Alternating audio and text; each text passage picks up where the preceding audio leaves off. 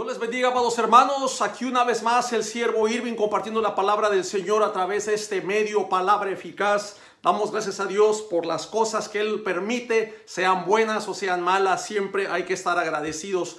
Todo lo que pasa en nuestra vida siempre es con propósito. Así que Dios no se equivoca. Si tú estás pasando un momento difícil de dolor, de enfermedad, ¿sabes qué? Adora al Señor, alábalo, levanta tu mano y dale gloria a Dios que Él vive.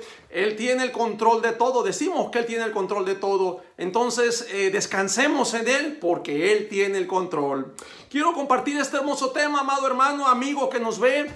Se llama mente reprobada. Mente reprobada. Vamos a inclinar nuestros rostros y vamos a encomendarnos a nuestro Dios, que sea Él siempre dirigiéndonos. Amantísimo Padre, te damos gracias, Señor, por la vida que nos prestas, la vida que tú nos das, mi Dios. Gracias por este momento, esta oportunidad de compartir tu palabra. Te ruego, Señor, que uses, Señor, mi mente, mi corazón, mi lengua, las palabras que han de salir de mí, Señor, y que bendigas a todo aquel que mira este video, Señor, esta enseñanza, que seas tú obrando en su vida, que cada día, Señor, tú te manifiestes en la vida de ellos, para que ellos también puedan glorificarte. Así como un día, Señor, tú me llamaste, cambiaste mi vida de donde yo estaba en el lodo cenagoso, de ese basurero. Tú me sacaste, Señor, me has limpiado, me has santificado y ahora me usas para tu gloria, para que predique tu nombre y que toda rodilla, Señor, se doble en el nombre de Jesús y que toda lengua confiese que Jesucristo es el Señor.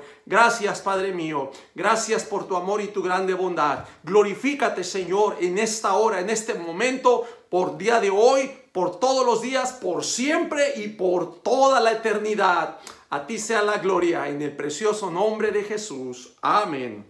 Amén. Mente reprobada. Vamos en sus Biblias en el libro, la epístola del apóstol Pablo a los Romanos, en el capítulo 1. Voy a leer del 21 en adelante. Estaremos llegando hasta el versículo 28. Si tiene su Biblia, sígame. Dice, pues habiendo conocido a Dios, no le glorificaron como a Dios, ni le dieron gracias, sino que se envanecieron en sus razonamientos y su necio corazón fue entenebrecido. Profesando ser sabios, se hicieron necios y cambiaron la gloria del Dios incorruptible en semejanza de imagen de hombre corruptible, de aves, de cuadrúpedos y de reptiles, por lo cual también Dios los entregó a la inmundicia en las concupiscencias de sus corazones, de modo que deshonraron entre sí sus propios cuerpos, ya que cambiaron la verdad de Dios por la mentira, honrando y dando culto a las criaturas antes que al Creador, el cual es bendito por los siglos. Amén. Por esto Dios los entregó a pasiones vergonzosas, pues aún sus mujeres cambiaron el uso natural por el que es contra naturaleza, y de igual modo también los hombres, dejando el uso natural de la mujer, se encendieron en su lascivia unos con otros, cometiendo hechos vergonzosos hombres con hombres y recibiendo en sí mismos la retribución debida a su extravío. Y como ellos no aprobaron tener en cuenta a Dios, Dios los entregó a una mente reprobada para hacer cosas que no convienen. Mente reprobada es el adjetivo calificativo que Dios le da a la maldad y a la depravación moral del hombre. ¿Por qué? Porque ellos, profesando ser sabios, escuche, quisieron ser sabios sin Dios, profesando ser sabios se hicieron necios, pero vea, cambiaron la verdad de Dios, la verdad de Dios que ha estado establecida y que Dios dice que Él es inmutable. Nuestro Dios no cambia, Él es el mismo de ayer, hoy y siempre, dice la palabra. Esa verdad fue cambiada por la mentira, honrando y dando culto a las criaturas, a la creación, antes que al verdadero Creador. Y dice que no aprobaron tener en cuenta a Dios, no aprobaron tener en cuenta el consejo de Dios, rechazaron el consejo de Dios. Por eso Dios los entregó a una mente reprobada. Y les voy a decir algo, hermanos, aquí hay una clave. Y no es porque no hayan conocido a Dios, Porque en el versículo 21 dice, pues habiendo conocido a Dios. ¿Cómo está eso? Tal vez alguno dijera, bueno, es que yo no sabía, yo era ignorante. Pero aquí la palabra del Señor, más en el capítulo 2, dice, eres inexcusable. No va a haber excusa. No va a haber ninguna cosa que tú puedas decir para justificarte. Claro que sabían de Dios. Dice el versículo 21, pues habiendo conocido a Dios, no le glorificaron, no reconocieron a Dios, dice, ni le dieron gracias, sino que se envanecieron. ¿Qué es eso de que se envanecieron? Se volvieron soberbios, orgullosos, altivos, arrogantes. Dice, en sus razonamientos. A veces cada persona tiene su idea y cada persona tiene su verdad y cada quien piensa que tiene una verdad. Y yo te voy a decir algo. No es que hay muchas verdades, no, la única verdad absoluta que tenemos está en Jesús. Jesús dijo, yo soy el camino, la verdad y la vida. Él es la verdad y fuera de Jesucristo no hay más verdad. La única verdad que tenemos la tenemos aquí en la palabra del Señor. De ahí no hay más verdades, solo nuestro Señor Jesucristo. Vea que ellos se envanecieron en sus razonamientos, en sus ideas, en sus juicios, en el deseo de su corazón, en su lógica humana. Y dice que su necio corazón fue entenebrecido. Es decir, que su corazón se llenó de oscuridad. Qué interesante, habiendo conocido a Dios. Y me llama la atención las diferentes versiones. La traducción lenguaje actual dice, pues saben de Dios, pero no lo respetan. Es decir, no hay temor de Dios. Tiempo atrás compartía un estudio que necesitamos el temor de Dios. Necesitamos, las personas cuando tienen el temor de Dios, venimos a obediencia. Cuando tenemos el temor de Dios, cuidamos esta relación con Él, con nuestro Creador. Pero cuando no hay temor, no hay respeto, ahí dice, no lo respeta. Es lo que dice la traducción lenguaje actual. Pues saben de Dios, pero no lo respetan.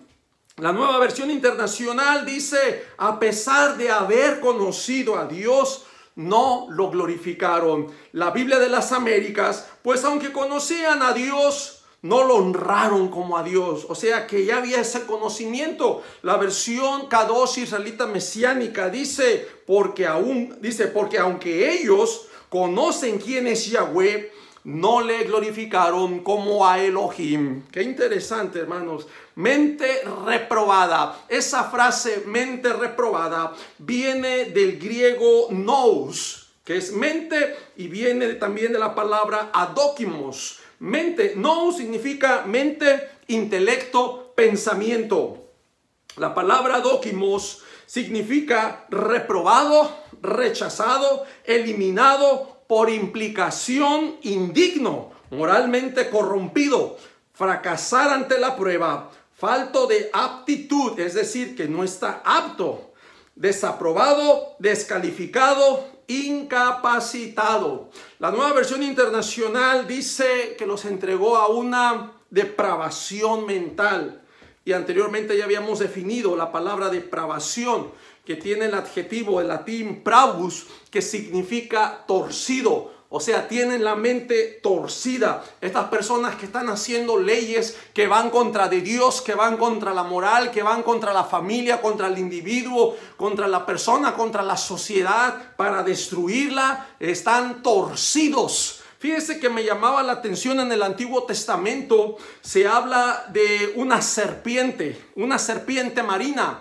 El Leviatán dice que es serpiente tortuosa. La palabra tortuosa es que es una serpiente torcida. Así que esta gente que tiene la mente torcida son unos hijos de Leviatán. De verdad, pareciera coincidencia, pero es la realidad. Todo aquello que desvía el camino de la verdad, el camino de nuestro Señor, la verdad de Dios, la tenemos que cambiar o la tienen que cambiar. La verdad de Dios está para aceptarse y para sujetarnos y para venir en obediencia, porque Él es Dios, Él es Rey, Él es el Creador. Vea qué interesante, algunos sinónimos de la depravación es degenerado, corrupto, degradado y pervertido. ¿Cómo el pecado nos degrada? ¿Cómo el pecado degrada? Hermanos, La mente reprobada es el rechazo de Dios hacia el pensamiento humano por su corrupción moral. La mente reprobada es aquella que no cumple con el propósito de Dios, porque déjame decirte que Dios nos da propósitos. En un video pasado también compartía que todo en la creación, todo lo que Dios hizo, Él vio que era bueno. Y todo tiene propósito. Los animalitos, el agua, los árboles, hablaba del oxígeno. Nosotros mismos como personas, dice la Biblia, hermano, uno de los salmos, que nosotros no nos hicimos a nosotros mismos. No es que el gobierno en el Pentágono tenga una máquina y esté formando hombres y sale un hombre cada día que el hombre formó. El hombre no se formó a sí mismo. Si tú meditaras simplemente en el organismo, ¿verdad?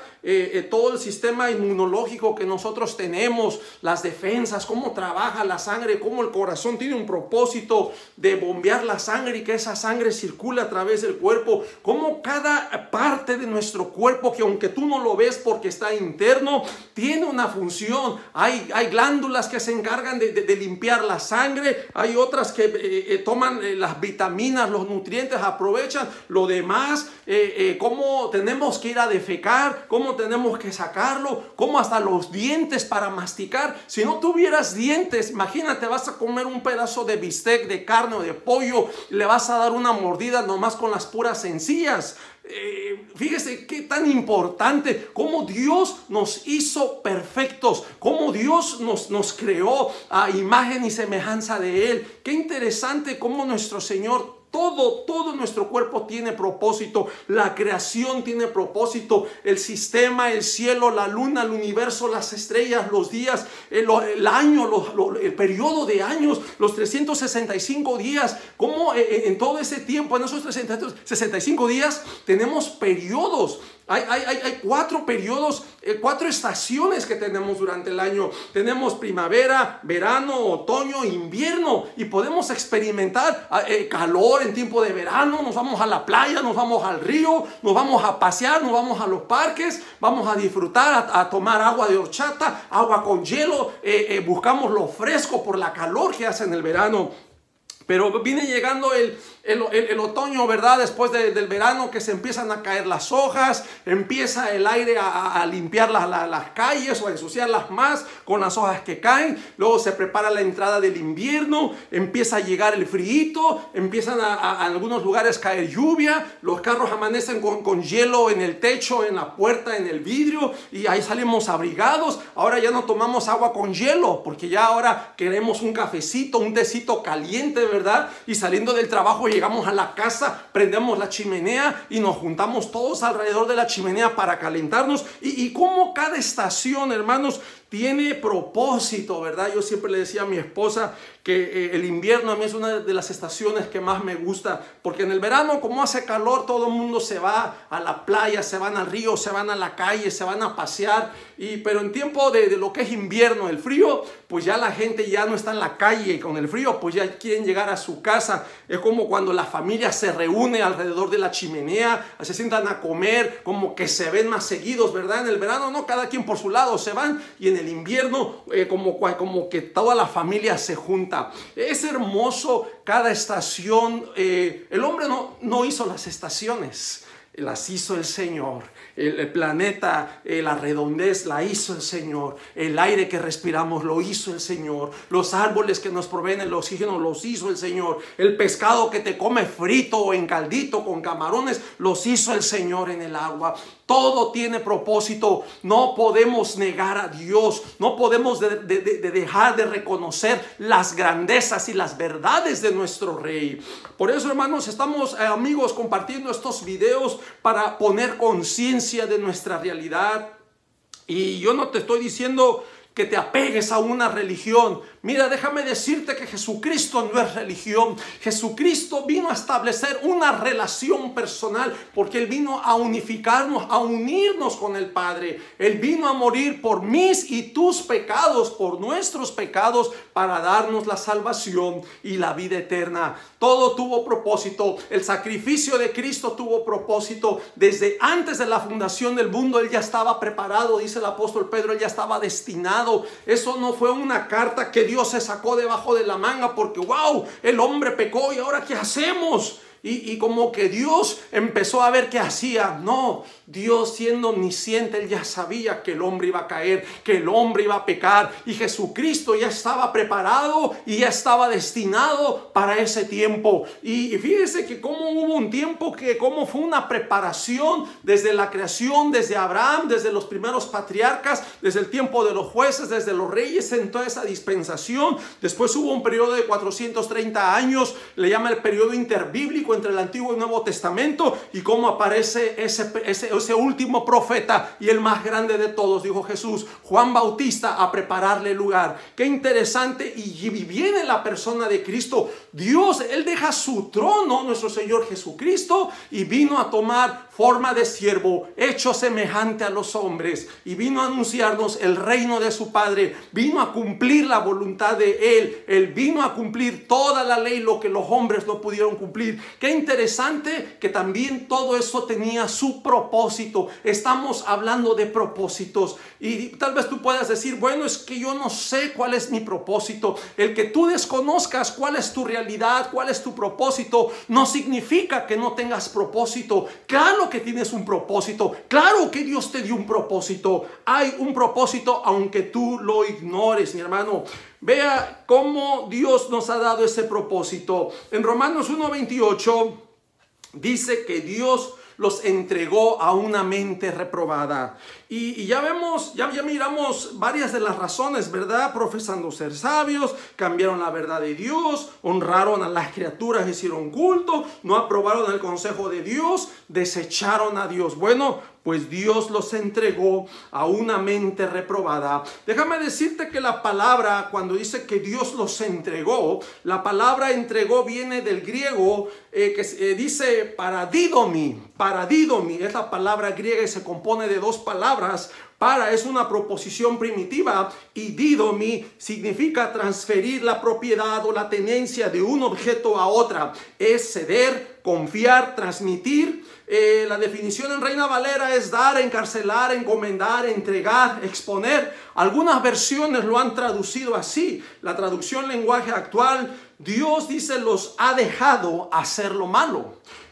Dios habla hoy, dice que Dios los ha abandonado en sus perversos pensamientos. La Nueva Traducción Viviente dice Dios los abandonó a sus tontos razonamientos. Pero aquí vamos a meditar en algo bien importante. Por eso es bonito mirar las traducciones. Es importante irnos al griego, hacer un poquito más de investigación. Yo no te voy a decir que soy experto en griego, no. Gracias a Dios el seminario que tuve en México me ayudó bastante y nos dan esas herramientas para que nosotros podamos ahora hacer un estudio y buscar los significados, empezar a meditar, ¿verdad? Y tengo tal vez lo básico, pero me ha ayudado a poder entender la palabra del Señor, y Dios ha puesto en mi corazón el compartir estos estudios y el seguir aprendiendo. Yo te quiero decir esto, hermano, tenemos que ser humildes siempre en la enseñanza. Cuando uno presume de que sabe o que nos empezamos a comparar con otras personas,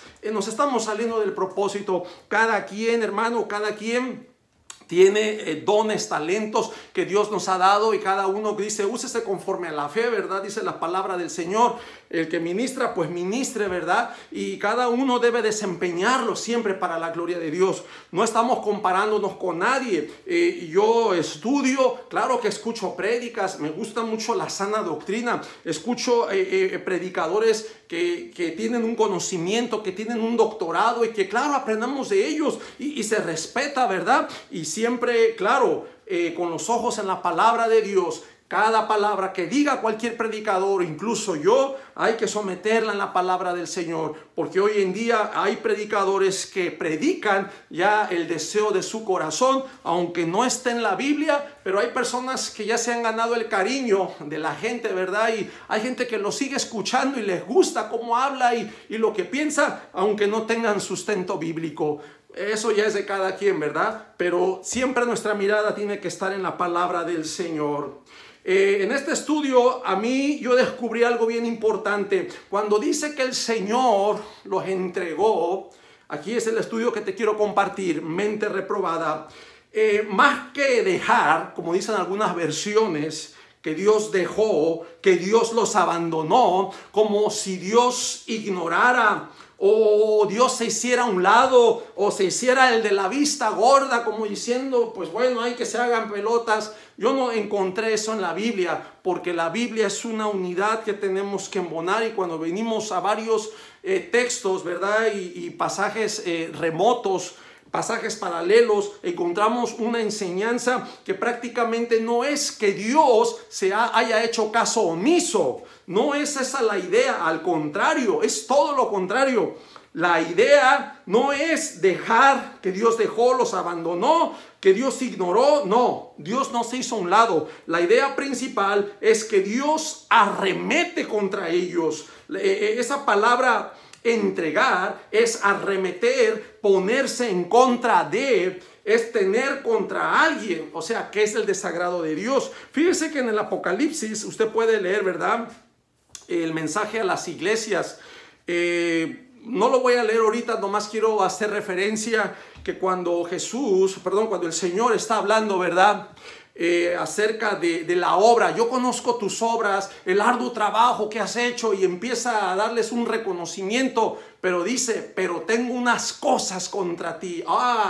Tiene algo contra nosotros, ¿verdad?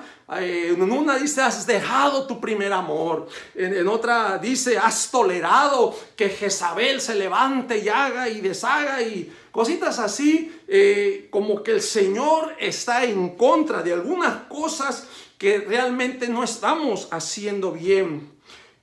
Por ejemplo, aquí mismo en Romanos, en el capítulo 1, en el versículo 18, dice, porque la ira de Dios, quiero que medite esto, porque la ira de Dios se revela desde el cielo. Es decir, ¿qué es la ira? La ira es el enojo de Dios, es el furor del Señor. Se revela, se hace manifiesta desde el cielo. ¿A favor? No. ¿Contra qué? Contra toda impiedad e injusticia de los hombres que detienen con injusticia la verdad. Entonces nos damos cuenta que nuestro Dios es un Dios que se pone en contra, es un Dios que arremete, es un Dios que se manifiesta no a favor, sino en contra. Y dice que la ira de Dios se revela desde el cielo contra toda impiedad e injusticia de los hombres. Qué interesante cómo el Señor no se hace a un lado, cómo el Señor voltea la cara, ignora, Dios arremete. Y vamos a ver algunos pasajes para reforzar esta enseñanza, como cuando usted falla, ¿verdad? Usted tiene un hijo, usted es papá. Y si usted sabe que su hijo va mal en la escuela, sabe que su hijo está en drogas, sabe que su hijo está robando, ¿a poco se hace el que no miró? Ay, no miro, no sé, voy a hacer caso omiso. No sé, póngase usted como padre. Dice la palabra de Dios que si nosotros, siendo malos, sabemos dar cosas buenas, cuanto más nuestro Padre Celestial, ¿a poco nos va a dejar? No, la Biblia dice que Dios al que ama disciplina y al que toma por hijo lo azota. Dios se pone en contra. No es que Dios ignore, no es que Dios se dé la vuelta, no es que Dios se haga el de la vista gorda, no es que Dios, Dios se pone en contra y se manifiesta contra toda injusticia. Vean lo que dice Salmos capítulo 7, Salmos 7 versículo 11, dice, Dios es juez justo y Dios está, dice, airado contra el impío todos los días. Vea, Dios es juez justo y Dios está airado contra el impío todos los días. Usted lo puede buscar ahí en el libro de los Salmos, puede verificar, yo estoy dando Salmos 7, versículo 11. Dios es juez justo y Dios está airado contra el impío todos los días. Vea lo que dice Salmos 32, versículo 10. Muchos dolores habrá para el impío, mas el que espera en Jehová le rodea la misericordia. Muchos dolores. ¿De dónde crees que vienen los dolores? Nomás solitos le llegan. No, el Señor se pone contra, el Señor permite la enfermedad. Es más, el Señor manda también la enfermedad. Cuando es la voluntad de Dios, Dios manda la enfermedad. Ahí usted lo puede verificar. Después voy a citar la cita de Deuteronomio 28. Él manda la enfermedad. Y no solo al impío, también a su pueblo. Porque dice la palabra del Señor que el juicio comienza por la casa. El juicio comienza por la casa. Vea lo que dice Salmos 37, 17.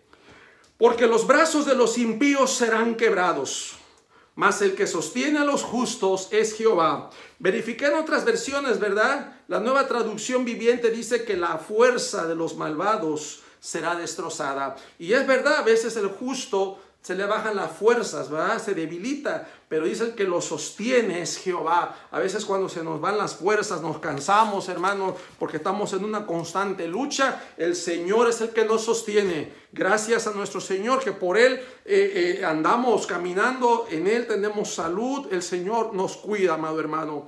Vean lo que dice Salmos 37, 20. Dice, mas los impíos perecerán. Oh, vean lo que le viene a los impíos. Mas los impíos perecerán, y los enemigos de Jehová, como la grasa de los carneros, serán consumidos. Se disiparán como el humo. Qué tremendo, ¿verdad? Estos impíos. El impío siempre va relacionado con la maldad. Son personas malvadas. Algunas versiones traducen los malvados. Salmos 37, 28 también. Ahí dice, porque Jehová ama la rectitud y no desampara a sus santos.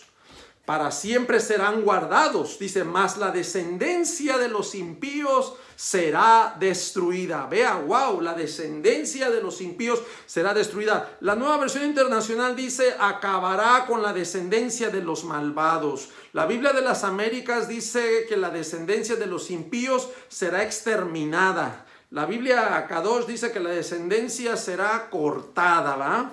Vean lo que dice Salmo 58:10. Salmo 58:10. Se alegrará el justo cuando viere la venganza. Sus pies lavará en la sangre del impío. Vea todo lo que le va a pasar al impío, ¿verdad? Y no es que le venga solito. Dios está contra el impío. Dios está contra la maldad, mi hermano. Dios está contra. Salmos 91:8. Ciertamente con tus ojos mirarás y verás la recompensa de los impíos. Pues, ¿cuál es la recompensa de los impíos?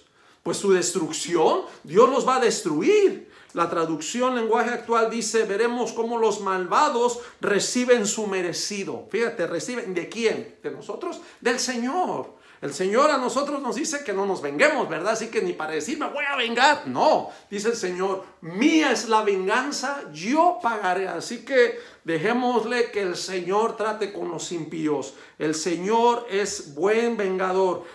No nos tenemos que ensuciar las manos. Lo que Dios hace, lo hace excelente, lo hace bien. Vea lo que dice Salmos 104:35.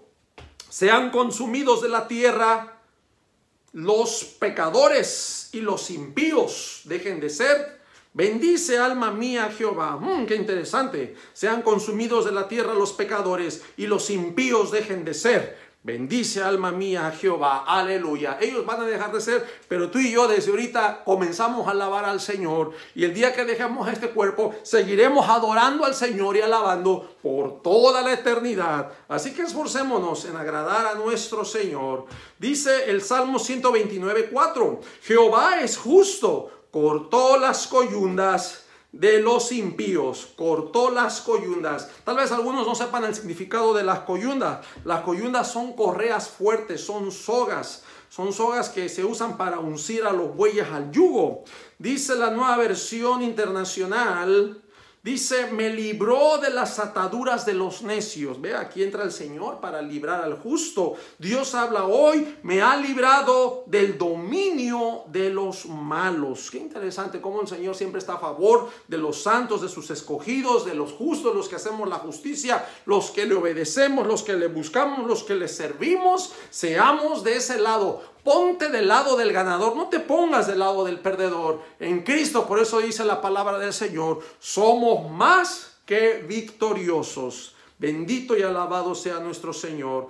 Dice el Salmo 145, 20, Jehová guarda a todos los que le aman, mas destruirá a todos los impíos. Aquí me llamó mucho la atención, chequé la versión Nueva Versión Internacional, dice aniquilará a todos los impíos. La palabra destruir en el hebreo es shamat, que significa destruir, matar, perecer, exterminar, raer, quitar, borrar, asolar, desarraigar, deshacer. Vea todo lo que le viene al impío. Ay, qué tremendo, hermano, qué tremendo. Sigamos firmes y agradando a nuestro Señor, firmes en esta fe. Salmos 146, 9. Jehová guarda a los extranjeros. Ese guarda no es que los esconda debajo de la cama, en un cajón, en el ropero. Mijo, guárdame esa sábana ahí. No está hablando de este guardar. Aquí guardar es cuidar. Jehová cuida a los extranjeros, al huérfano y a la viuda sostiene.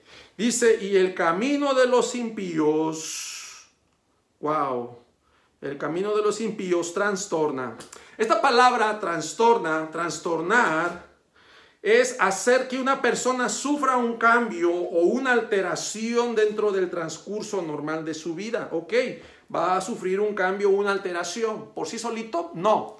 De Dios, porque nuestro Dios manifiesta su ira desde el cielo. Nuestro Dios está contra la impiedad, está contra los impíos, está contra la maldad. Dios arremete contra la maldad. Qué interesante, ¿verdad? Lo que dice. Ahorita vamos a ver algunos pasajes en el Nuevo Testamento. Simplemente quiero reforzar esta enseñanza con versículos del Antiguo Testamento. Primeramente, Salmo 147, 6, Jehová exalta a los humildes, vea, y humilla a los impíos hasta la tierra. Wow, humilla a los impíos hasta la tierra. Proverbios 2, versículo 22, los impíos serán cortados de la tierra. Proverbios 10, 7, la memoria de los justos será bendita, mas el nombre de los impíos se pudrirá. Qué tremendo. Proverbios 10, 27. El temor de Jehová aumentará los días, mas los años de los impíos serán acortados. Vea que en cada versículo, hermano, encontramos respaldo de Dios, encontramos promesas de Dios, promesas de protección, de cuidado. Y si es verdad, Dios nos ha cuidado. Yo les voy a decir algo. Yo desde que me convertí al Señor y empecé a escudriñar su palabra, yo dejé de creer en las coincidencias. No hay coincidencias, no hay casualidades, no hay chiripadas que a veces, porque eso nos enseñaron, es coincidencia, te tocó por suerte, por coincidencia. No. El Señor no está echando suerte sobre nosotros. El Señor tiene propósitos. Acuérdate, nuestro Señor tiene propósito para mi vida, para tu vida, para nuestras vidas. Dios no está jugando al ajedrez con nosotros, no. Él sabe, acuérdate, Él es omnisciente, Él nos conoce aún desde antes de que naciéramos, desde el vientre ya nos conocía, dice Jeremías, ya. Interesante cómo el Señor tiene un conocimiento de nosotros.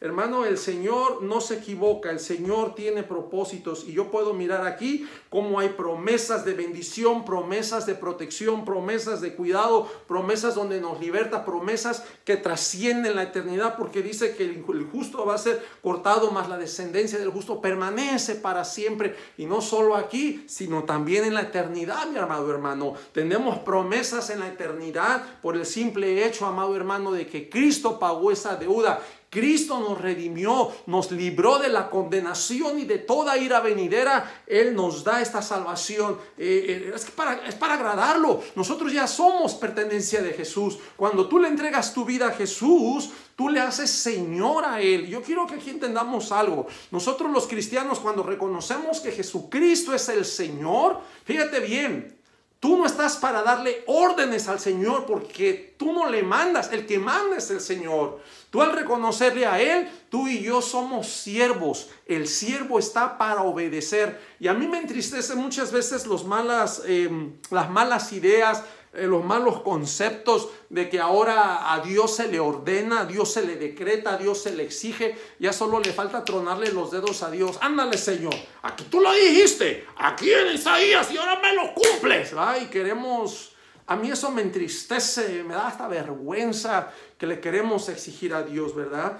Yo recuerdo, ¿verdad? Que palabra que le estaban dando a Julio Melgar y una oración de una mujer, ¿verdad? Decía, no aceptamos un no por respuesta. Yo meditaba a mí, cuando yo oí eso me dio coraje, digo, bueno, ¿y esta qué se cree que le va a poner condiciones a Dios? Y que Dios se va a morder las uñas de los dedos, va a estar así, y va a ser lo que, como que Dios es tu criado, es tu gato. ¿Qué piensas? O sea, a mí me da un celo, ¿verdad? Y lo digo abiertamente, yo no sé cuántas personas vean esto, a lo mejor les voy a caer mal, pero yo tengo que decirlo. Dios no es tu criado, no es tu siervo, no es tu hermano, no es tu genio, que tú le pides deseos y Él está, que frotas la lamparita y va a salir y va a hacer lo que tú dices. No, Señor. Nosotros estamos para obedecerle. Si Dios nos concede, gloria a Dios. Y si Dios no te concede, Dios sigue siendo la gloria para Él. Tenemos que aprender, hermanos, porque siempre queremos forzar. No, sí, es que le falta fe, por eso no recibió. Hermano, aprende a conocer más a Dios en la Biblia. Y quiero que entiendas esto. Dios hace su voluntad, no hace la tuya. Ay, es que si es imposible agradar a Dios. Oh, sí, pues ten mucha fe y pídele $1 millón. ¿Por qué no te hace caer de dinero del cielo a la tierra? Ahora, fíjate bien, hay que entender algo. No estamos cuestionando el poder de Dios. A veces decimos cosas sin sentido y decimos luego, es que para Dios no hay nada imposible. Es verdad. Esta frase, no hay nada para Dios imposible, pero muchas veces nosotros decimos cosas sin sentido. Yo sé que Dios puede hacer caer $1 millón, y no 1 millón, muchos millones de dólares del cielo, porque Él es poderoso. Pero ¿sabes qué? Yo conociendo al Dios de la Biblia, Él no lo va a hacer. Él no se va a prestar porque no fue ese el plan de Dios hacernos ricos. El plan de Cristo, su propósito es darnos salvación. Esa es la prioridad, no es hacernos ricos. Yo no estoy limitando el poder de Dios que lo pueda hacer, sí lo puede hacer, pero en su carácter, en su esencia de Dios, en su moral, Él no lo va a hacer. Porque te voy a decir algo. Aquí Dios ha dejado un libre albedrío, hay un orden. Aquí los billetes en los bancos tienen una serie. Entonces Dios nos da billetes, entonces son billetes falsificados. O entonces Dios promueve la falsificación. Haz de cuenta ya, entonces metamos a Dios en narcotráfico también, lavado de dinero. ¿Tú crees que Dios te va a prestar a tus juegos, a tu porquería? A veces nos falta sabiduría. Ay, para Dios no hay nada imposible. Hermano, es verdad. Pero ten cuidado lo que tú estás figurando aquí. El que no haya nada imposible para Dios no significa que Dios va a conceder ese deseo absurdo de tu mente o de tu corazón. No es así. Dios va a obrar siempre en justicia. Grábatelo esto. Nuestro Dios es un Dios de orden. Es un Dios justo y Él va a obrar en injusticia. No va a hacer injusticias por agradarte a ti. ¿Sí? Yo sé que en la Biblia hay ciertas excepciones. Pero Él es Dios, no deja de ser Dios y Él sabe por qué lo hace. Vas a encontrar a David que comió de los panes de la proposición, de lo cual no era lícito y algunas cosas, ¿verdad? Pero ahí tenemos que estudiar y tenemos que entender que Dios hace ciertas excepciones. Y un día voy a estar predicando de las excepciones, ¿verdad? Yo he predicado, por ejemplo, compartía un ejemplo de un pastor, ¿verdad? Que una muchacha cristiana tenía un novio mundano. Fíjate, para que me entiendas el ejemplo de las excepciones. Esta muchacha cristiana tenía un novio mundano, ¿verdad? Se conocieron, se trataron, Dios le dio gracia a ella, le habló la palabra, este muchacho aceptó al Señor, este muchacho se convirtió al Señor, sirvieron juntos en la iglesia, pasó el tiempo, se casaron y encontramos excepciones. Y yo digo excepciones porque la palabra de Dios no nos dice, a ver, entonces yo voy a predicar y les voy a decir, hermanitas de la iglesia, jovencitas, busquen jóvenes impíos de la calle para que los conviertan. Eso no enseña la Biblia. La Biblia dice, no unáis en yugo desigual. Fíjate nada más. Entonces quebrantamos la palabra de Dios y vamos a predicar que entonces la gente busque gente impía, al fin que se van a convertir. No es así, no es el consejo. Que Dios haga una excepción, lo puede hacer, pero no significa que para nosotros sea una regla y que yo voy a predicar que la gente cristiana busque gente inconversa. No, la Biblia es categórica en ese sentido. No unáis en yugo desigual con los incrédulos. Y nos da ejemplos. ¿Sí? ¿Qué parte tiene la luz con la oscuridad? ¿Qué parte tiene Belial con Cristo? ¿Qué parte empieza? No hay parte. Gloria a Dios que ese muchacho ya estaba destinado. Ahora, no todos van a ser así. Se han dado casos contrarios. Jovencitas cristianas que tienen de novios y ya se ha dado, he conocido, me reservo nombres, y yo los he conocido porque han venido aquí a Fuente de Vida, Iglesia del Nazareno Fuente de Vida. Y pues, hermanos, interesante, ¿verdad? Que después el muchacho, siendo cristiano, se alejó.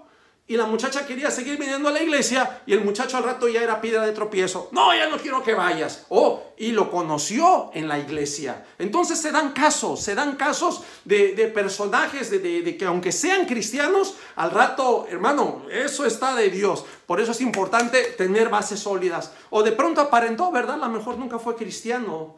Hay personas que de pronto para conseguir su objetivo, ¿verdad? Pues sí, voy, tolero a los suegros y todo, y ahora todavía que me casé, ya no los tolero, no los aguanto, ya me doy a conocer, a mí me cae mal ese señor a mí. O sea, se dan casos, de pronto nunca fue cristiano, ¿verdad? Nada más fue una apariencia y se hizo llamar cristiano, se colgó el título de cristiano, se casó con la cristiana y al rato explota la bomba. Pero la palabra de Dios dice que no unáis en yugo desigual con los incrédulos, y es lo que tenemos que predicar. Puse un ejemplo de excepciones, que Dios puede hacer excepciones. Pero no somos llamados a predicar excepciones, somos llamados a predicar la palabra del Señor, lo que es la enseñanza concreta de Dios. Hay que tener mucho cuidado, donde la Biblia habla hay que hablar, donde no habla, cuidado, porque puedes caer en una especulación o puedes afirmar algo que no es. Interesante, hermanos, sigamos. Dice Proverbios 10:27, el temor de Jehová aumentará los días, mas los años de los impíos serán acortados. Wow, cuando estamos en la voluntad del Señor, estamos en la obediencia, estamos en el servicio, el Señor alarga nuestros días. Pero cuando las personas impías, hermano, tanta maldad, el Señor le acorta los años. Proverbios 12:7, Dios trastornará a los impíos y no serán más, pero la casa de los justos permanecerá firme. Vea, trastornará a los impíos. El Señor lo va a o sea, Dios está contra. Es la enseñanza que yo quiero que tú entiendas, que Dios no está ignorando, que Dios se dio la media vuelta, que Dios se hizo el de la vista gorda. No, Dios se pone contra. Dios trastorna a los impíos y no serán más, pero la casa del justo permanecerá firme. Proverbios 12:21, ninguna adversidad acontecerá al justo, mas los impíos serán colmados de males. Vea, serán colmados de males. Proverbios 13:25, el justo come hasta saciar su alma, mas el vientre de los impíos tendrá necesidad. Proverbios 14:11, la casa de los impíos será asolada, pero florecerá la tienda de los rectos. ¿Por qué florecerá? ¿Por sí sola? No, porque está la bendición de Dios, y en cambio la de los impíos no hay bendición, será asolada. Proverbios 15:29, Jehová está lejos de los impíos, pero oye la oración de los justos. Fíjate, está lejos. ¿Te acuerdas del soberbio, del orgulloso? No, Jehová mira de lejos al altivo. Está lejos aquí de los impíos, pero oye la oración de los justos. Proverbios 24:20, porque para el malo no habrá buen fin, y la lámpara de los impíos será apagada. Todos aquellos que hacen pecaminosidad, rebelión, maldad, déjeme decirlo, y es bíblico, hay más evidencia bíblica, no hay buen fin, no habrá buen fin, y la lámpara de ellos será apagada. Isaías 13:11 dice, y castigaré al mundo por su maldad, dice el Señor, y a los impíos por su iniquidad, y haré que cese la arrogancia de los soberbios, y abatiré la altivez de los fuertes. Vea qué interesante. El castigo, hermanos, que dice el Señor aquí, es la acción justa del juicio de Dios. Yo he conversado con cristianos, y lo voy a decir con mucho respeto. Ahorita el cristianismo, hay muchas ideas. Yo invito a que vuelvan a la palabra, lean la palabra. Yo tengo la convicción de que Dios castiga. Muchas personas, no, Dios no castiga. Te voy a decir algo. El castigo, hay que definir qué es el castigo. Es una retribución por un mal. Si Dios no castiga, entonces tampoco recompensa. Y la Biblia dice que nuestro Dios da recompensa. ¿Y qué es la recompensa? Es la retribución por un bien.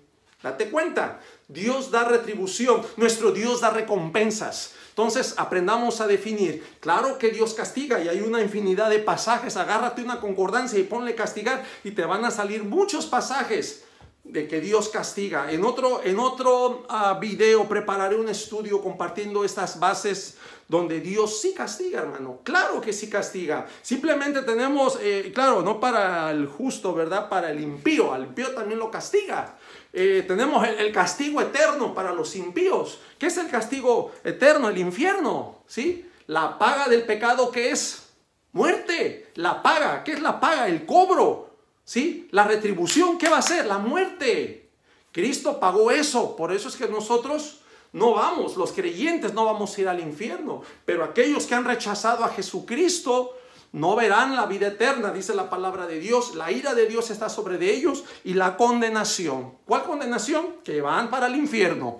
Esta es la única realidad. Entonces nuestro Dios sí castiga, y el castigo es la acción justa por ese mal. Inclusive en nuestras leyes, cuando alguien hace un mal, ¿a poco lo premian? No, van a la ley y ok, porque hiciste esto, hay condenación, vas a pagar tanto, vas a estar 10 años en cárcel. Claro que hay un castigo, porque el castigo es la retribución. Mira, simplemente aquí en Romanos, aquí habla de esta retribución.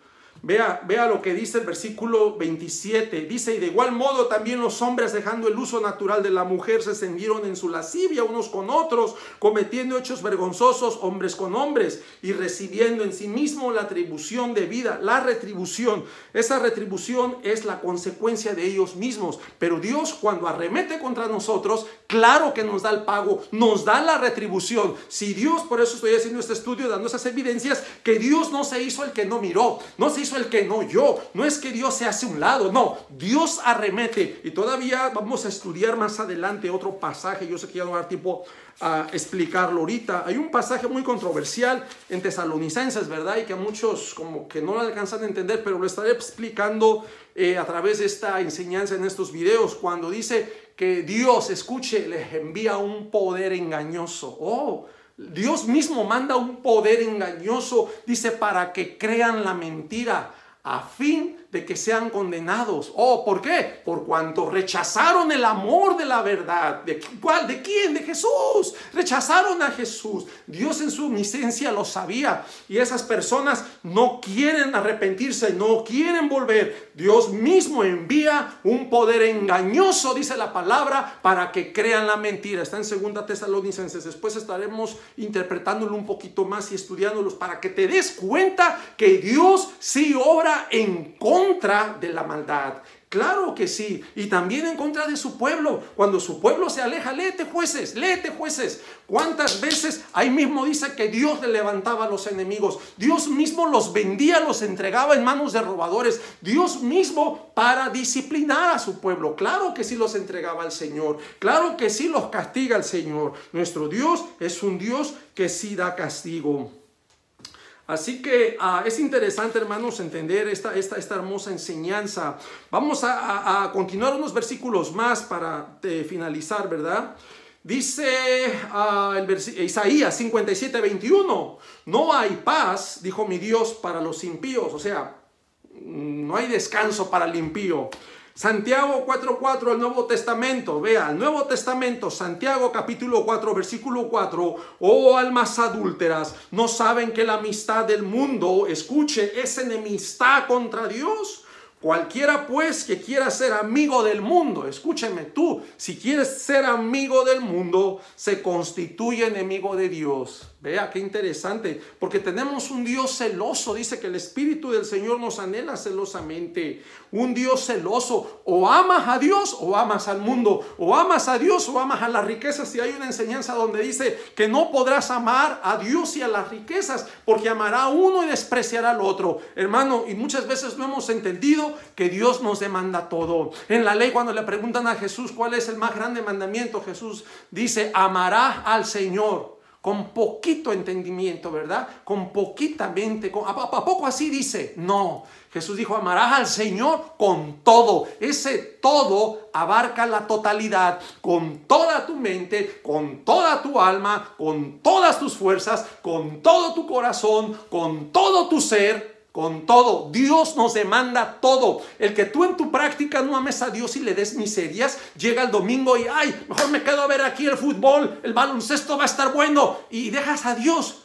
Dejas de adorarle, dejas de ofrendarle, dejas de tener el conocimiento de la palabra, de ponerte a cuenta en la administración. Hay tantas cosas de que nosotros tenemos que ir a agradecer a Dios, no por el pastor, no por el hombre. Gracias a Dios porque Dios pone siervos y ministros, pero nuestro compromiso es con el Señor, hermanos. Y si Dios te pone en un lugar, es para que tú des luz y des un fruto y sirvas y ayudes, porque dentro de la iglesia hay gente que me dice, ¿y para qué me tengo que congregar si yo aquí en mi casa puedo prender el enlace y lo veo? Y momento. Entonces el Señor se equivocó. Hebreo se equivocó. Dice que no dejemos de congregarnos como algunos tienen por costumbre. Entonces el Señor la regó, se equivocó. La iglesia es el Señor. El plan de reunirse viene de Dios. Desde el Antiguo Testamento, el hebreo en griego es kahal, que significa asamblea, congregación. Aún el salmista decía, anunciaré tu bondad y tu grandeza en medio de tu pueblo a mis hermanos. Y empieza a decir, habla de la congregación. Llegamos al Nuevo Testamento, encontramos la palabra eclesía, que se ha traducido por iglesia, ¿sí? Es una transliteración, eclesía, iglesia,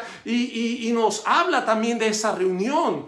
¿Cómo vamos a practicar el amor? ¿Cómo vamos a interceder unos por otros? Los que tenemos dones de sanidad, ¿quién vamos a sanar? Si nomás estás en tu casa encerrado en cuatro paredes, ¿por quién? ¿A quién vas a ministrar? Es plan de Dios que nosotros nos congreguemos, hermanos, de que nosotros demos fruto y ayudemos a crecer a otros. Por eso es interesante venir a la palabra, y mucha gente no tiene el conocimiento, pero hablan lo que creen ellos que es correcto. Pues yo me quedo en mi casa. Mira, allá tú. Lee la Biblia y conoce el propósito de Dios. Entonces, en Santiago 4:4, fíjese, almas adúlteras. ¿Por qué adúlteras? Porque andamos con el mundo y queremos andar con Dios y andamos adulterando. Es como un matrimonio. Si tú ya te casaste con tu esposo, séle fiel a él, no tienes que estar adulterando, porque es adulterio cuando estás dentro del matrimonio. Si no te has casado, es fornicación. Pero si tú estás con otra persona, mujer que está con otro hombre y tiene a su esposo, estás en adulterio. ¿Sí? Le estás poniendo el cuerno a tu esposo. Es similar aquí. Nosotros somos la novia, la esposa del Señor, y estamos almas adúlteras. No saben que la amistad del mundo, queremos estar amigos con el mundo, pero nos constituimos enemigos de Dios. Dios se pone en nuestra contra, nos hacemos enemigos de Dios. Vea lo que dice primera epístola de Pedro, capítulo 3, versículo 12. Porque los ojos del Señor están sobre los justos. Oh, interesante. Y sus oídos atentos a sus oraciones, pero el rostro del Señor, escuche, el rostro del Señor está contra aquellos que hacen mal. Oh, el Señor sí está en contra. Nuestro Dios se pone en contra de toda maldad, y si tú practicas la maldad, va a estar en tu contra. Qué interesante, hermanos, que nuestro Dios no es un Dios que ignora, no es un Dios que se da la vuelta, no es un Dios que abandona o deja. No. Nuestro Señor se pone en contra, arremete contra nosotros y tiene contra, así como les dice a los del Apocalipsis, ¿verdad? El mensaje de las 7 iglesias ahí, pero tengo contra ti que has dejado tu primer amor. Tengo contra ti. Claro que el Señor tiene contra nosotros, porque Él espera que nosotros demos buen fruto para Él. Y mis amados hermanos, hasta aquí nos vamos a quedar. El estudio sigue, es interesante. Vamos a seguir compartiendo, ¿verdad? Esta enseñanza, mente reprobada. Qué interesante, ¿verdad? Que yo sigo aprendiendo, hermanos. El que dice que el que predica, el que estudia y lo compartimos, tenemos el privilegio de aprender 2 veces, ¿verdad? Y me ayuda a mí a entender más los conceptos, ¿verdad? Me gustó esa enseñanza, mente reprobada, el intelecto, el pensamiento que es indigno, Dios lo rechaza, está reprobado, no está apto, está incapacitado, está descalificado. Es el rechazo de Dios por el pensamiento humano en su corrupción moral. Dios lo rechaza, mente reprobada. Pues sí, profesaban, quisieron ser sabios sin Dios, cambiaron la verdad de Dios por la mentira, desecharon el consejo de Dios y todavía quieren la bendición y quieren tener a Dios de criado y que a Dios le podemos exigir. No es así. Yo te invito a que tú busques esa reconciliación, porque hay reconciliación a través de Jesucristo, recibiéndolo como Señor y Salvador de tu vida personal. Confiésale tus pecados a Él. No tienes que ir a ningún hombre. que al sacerdote, que al pastor, que no. Ábrele tu corazón, dialoga con Jesús, pídele perdón, acepta a Jesús como Señor y Salvador. Juan 1:12 dice, pero a todos los que creyeron, a todos los que le recibieron, les dio potestad de ser hechos hijos de Dios. Es el momento que tú reconcilies tu vida. Si tal vez tú no le has conocido, déjame decirte que ahorita la vida que tú y yo tenemos es temporal. Un día vamos a entregar el cuerpo y comenzará la eternidad. Pero dice la palabra de Dios que todos aquellos que no han creído en Jesucristo y que han rechazado, no estarán en la presencia de Dios en el paraíso en la eternidad, sino en un lugar de tormento llamado infierno. Así que es tiempo de reconciliarnos, es tiempo de recibirle, es tiempo de pedir perdón. Y déjame decirte que Jesús vino a sufrir por ti y por mí. Él dio su vida, Él murió. Hermano, Él lloró. Cuando fue en el Getsemaní, Él estaba en estrés, su sudor era como gotas de sangre. Antes de ser crucificado, nuestro Señor ya estaba en esa agonía, porque Él sabía lo que le iban a hacer. Él sabía que iba a morir, que iba a ser entregado en manos de esta gente, pero Él también sabía que al tercer día iba a levantarse de los muertos y a resucitar. Tenemos la salvación y la vida eterna. No rechaces esta oportunidad de creer en Jesús como tu Señor y Salvador para vida eterna. La vida que tenemos aquí en esta tierra es corta. Estamos solamente de paso. Hoy estás, tú no sabes si esta noche te pega un derrame cerebral, te dé un infarto al corazón, te caiga una bala perdida, te resbales las escaleras, caigas en la banqueta y te rompas el cuello. Pasan accidentes en tu carro. Dios nos libre, ¿verdad? Pero si es el último día, que cuando abramos nuestros ojos a la eternidad, estemos en la presencia de nuestro Señor Jesucristo, gozándonos por toda la eternidad. Que Dios bendiga tu casa, que Dios bendiga tu familia, que Dios bendiga tu vida, tu trabajo, tu salud, y búscale de todo corazón, porque solo en Él tenemos la plenitud de gozo y toda la bendición. Hasta la próxima, mi amigo, mi amado hermano. Amén.